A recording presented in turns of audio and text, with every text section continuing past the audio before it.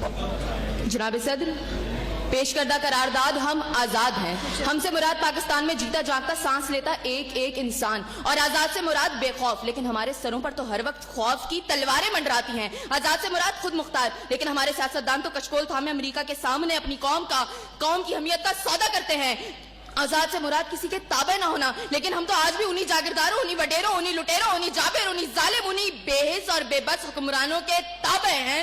तो मंतकी एतबार से करारदाद अभी और इसी वक्त मुस्तरद होती है। अगर ऐवान में बैठा कोई एक नौजवान भी खड़े होकर ये कह दे कि हाँ, जितनी आजादी हमें मिली है इतनी ही काफी है, तो मैं अभी और इसी के वक्त यहाँ के बजाय वहां खड़ी हूँ। लेकिन जनाब सदर, हम आजाद नहीं। और ये किस आजादी की बात करते हैं जिस मुल्क में वाटर कूलर से लटकते हुए ग्लास को भी जंजीरों में जकड़ के रखा जाता हो, उसमें इंसान क्या आजाद होंगे?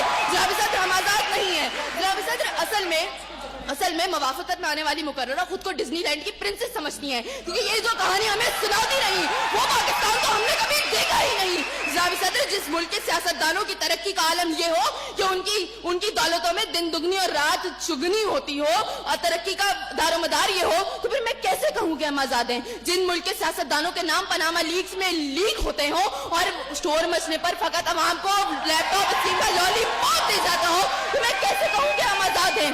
जनाब सदर, जिस मुल्क की हुक्मरानी और हुकूमत का ढांचा तक बैनुल अक़वामी इस्तेमार ने बनाया हो, तो फिर मैं कैसे कहूँ कि हम आजाद हैं? जिस मुल्क का अदलिया का सिस्टम तक किसी और का लिया हुआ हो, तो मैं कैसे कहूँ कि हम आजाद हैं? जनाब सदर, और जिस आजादी की ये बात कर रही थी, जिन हरी झंडियों की ये बात ये कर रही थी, जब कल यही झंडियां हमारी पैरों के तले रोती जाएंगी और कोई उनको उठाने वाला ना होगा, तो फिर मैं इनसे पूछूंगी कि अरे कौन सी आजादी?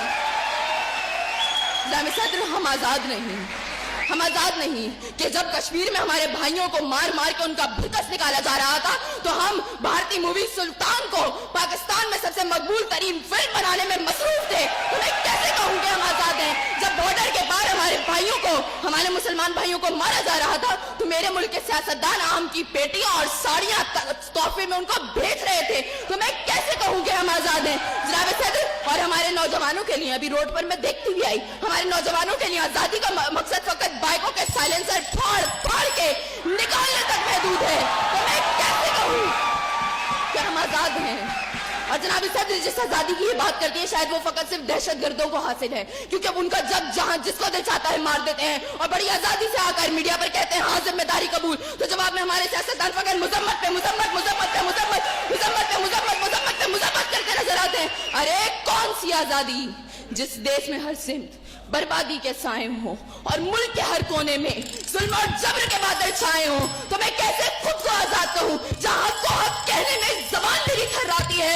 मैं उस देश का बाकी वासी हूँ जहाँ मौत खुशी से आती है। मैं खुद हूँ आजाद।